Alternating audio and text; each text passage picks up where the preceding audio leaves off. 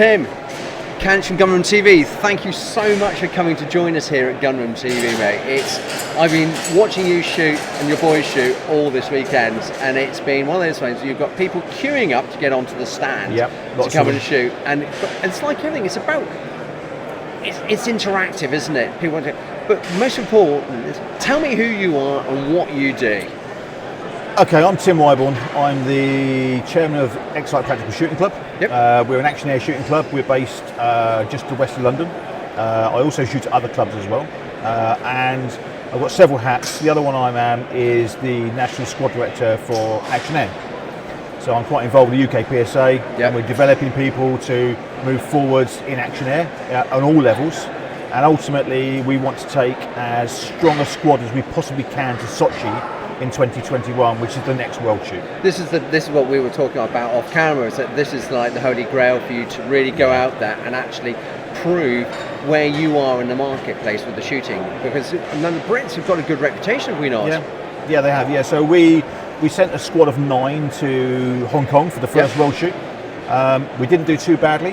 Should I ask, where did we come? My youngest came second in junior standard. All right. He would have won, but he had a gun failure on the stage. We got 0. Do you know, that almost sounds like an excuse. It's not an excuse. It happened. It's life. Totally, that's life. It happens, and he took it on the chin, which was really good. And he learned from it. Good. My oldest Matt, he at the moment is back as a junior because they changed the category. So junior is now to 21. Right. Whereas before it was 18. And for the World Shoot it was 18. So he was just above 18.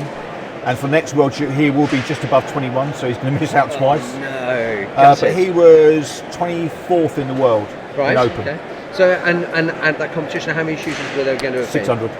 600 shooters in Hong Kong. Okay. And it was in Hong Kong, so it was the birthplace of action air. Yeah. It's where it all started. They train very differently over there. Right. Their clubs are open 24/7.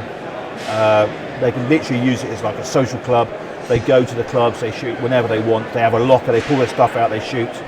So we went over and we shot with all sorts of our friends over there for a week before the World Shoot, stole all their ideas and brought them back to the UK. Good.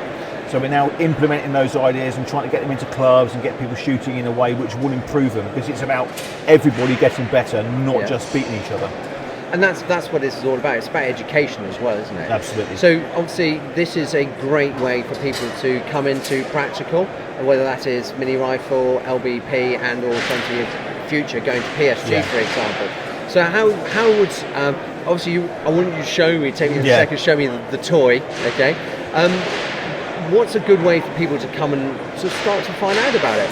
So there's lots of clubs throughout the UK. Get yourself down to a club, have a go. How do they find these clubs then? The UK PSA's got a list on their website of the clubs.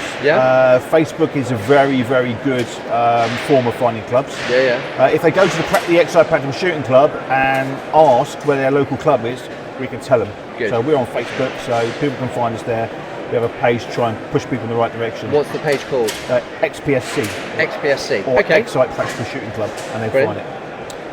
There's supposed to be, in the future, more literature coming out from the UK PSA. It's a work in progress to get more of the clubs on the website so people know where they are. So they get themselves down to a club, have a go, get as much knowledge as possible, get themselves a competition licence through that, and then move on. The advantage of the competition licence through Action Air is if you get it horribly wrong, no one's going to get hurt. They might get a red mark, but it gives you more leniency to sort your safety out before you can actually do some physical damage to people, which is good. And then when you want to go into other disciplines, all you do is do a conversion course to the other disciplines. If you want to go from short firearm like Action Air to handgun, you go elsewhere, you do a competency test with handgun, and you're good to go. Brilliant. So there's a great foothold in practical shooting through Action Air. Well, and again, it's always about those baby steps, isn't it? You can't just pick up a top of the range gun, straight car, and just think you know what you're doing with it. It's also cheaper to get in at the bottom end as well. Significantly cheaper on ammo, etc. So you can train a lot and improve your skill set without spending loads and loads of money. But you can train in your garden, you can train in your garage, you can do you can literally train anywhere as long as you've got permission to people to shoot there. Some sort of soft backdrop so the ammo doesn't bounce off. Happy days, off you go. Now go on, Tim. We need to do this. So you've brought your gun. Yep. Which do you want to take us through what you've got and Okay, what so you've done to us? there are many different forms of action air guns.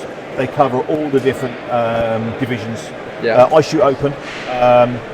My gun is a custom built high capper. Right.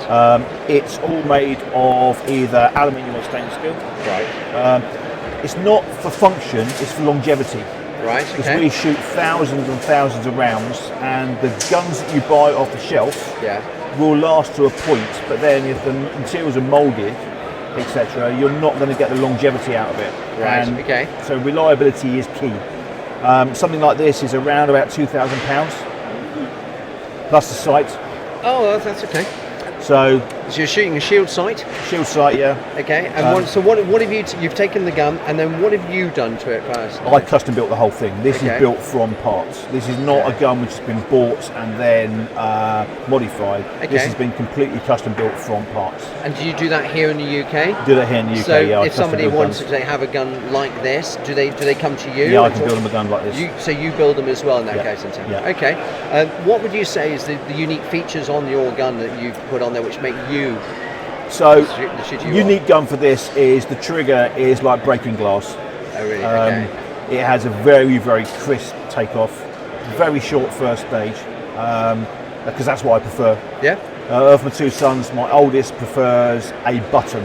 He doesn't want any first stage at all. Yeah. My youngest prefers a bit more travel, so it's a very personal thing. So it's tuned to perfection. I shoot open, so a longer barrel gives you more accuracy. Okay. So the barrel runs right to the tip. It's then machined and crowned, so it runs right to the end. And the whole thing is just like butter. It's just smooth as. And that's what you want, though. So, but obviously, I've done action air in the past or airsoft, and I have found that the guns which you buy, which you are 100, 200 quid or whatever it is you want to play with, or you can afford to spend more like. You can obviously put bits on that to then You can, tweak yeah. them and change them. There's several different base guns you can have, and then once you've got that base, you can then move on from there. Okay. You can either go straight for a custom gun to start with, Yeah. or you can buy one of the guns off the shelf, and as things break and you want to improve it, you can improve it from there. So Okay. you don't have to go, here's £2,000, spend it on a custom built gun. You can go, here's a £200 gun, I can then buy this for it, buy that for it, Yeah. something else for it, and you can develop from there. Again, that natural way of working your way up through Yeah. to realise instead of you saying going right for the top of the range straight off, thinking whilst they learn how to do this. Absolutely. This is based on Tokimuri, so it's compatible with all the Tokimuri parts. The only things on this with the Tokimuri are the grip screws. Everything else is Really? custom. But I shot an Armour Works for several years, Right. and it functioned the same. Good. Accuracy, speed of operation is the same. The only difference is the materials it's made of. I was breaking them too often, Right. so I switched to a pure custom-built gun for longevity. Right. Whereas the Armour Works, if you're not going to shoot as much as I do, I mean, I'd probably do, 1,500 to 2,000 rounds a week. So there's a lot of ammo going through it. Your wife must be the most tolerant person. Quite And you've got tolerant. the boys as well. Yeah, Good as well. tolerant from that perspective. And so because you shoot a lot, it just wears them out really quickly. Some people can buy an off-the-shelf gun and run it 2 years, no problems at all. It just depends on how much you use them. I was going to, Tim, I know off camera we're going to try and get an interview with you and your boys as well. Yep. And I just think that's going to be just pure abuse, and I'm actually looking forward to this interview. But on behalf of Gunroom.tv, thank you so much for popping in and coming and seeing us and explaining what you're doing, and good luck with obviously 2020. Absolutely. Thank It's you not very much. 2020, is it? 2021. Yeah.